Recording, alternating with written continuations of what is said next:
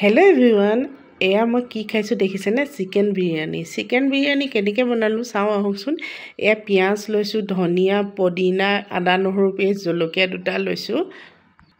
এয়া ইলাচি পাউডাৰ, বিৰিয়ানী মছলা আৰু দালচেনি পাউডাৰ, ইলাচি দুটা, লং কেইটামান, এয়া নিমখ, হালধি, ৰিফাইন, ঘিউ, দৈ, মিঠা দৈ লৈছো। এইখিনি আদা নহৰু পেষ্ট দিছো, দৈ দিছো। ইয়াতে শুকান মছলাখিনি দি দিম, পাউডাৰখিনি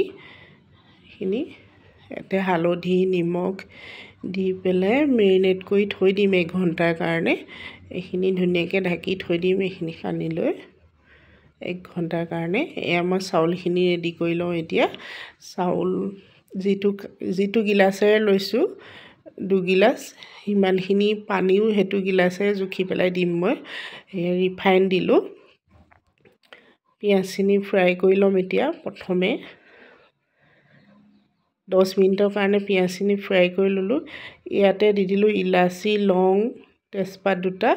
এইখিনি মাংসখিনি অলপমান ফ্ৰাই কৰি ল'ম, কেঁচা গোন্ধটো যোৱালৈকে ফ্ৰাই কৰি ল'ম। তাৰপিছতে তাত দিলোঁ পদিনা, ধনিয়া, জলকীয়া দুটা যে গোটেইখিনি খুন্দি পেলাই ফ্ৰাই কৰি ল'লোঁ। তাৰপিছতে চাউলখিনি দিয়াৰ পিছত বেছি ভাজিব নালাগে, কাৰণ চাউলখিনি ভাঙি যাব যে।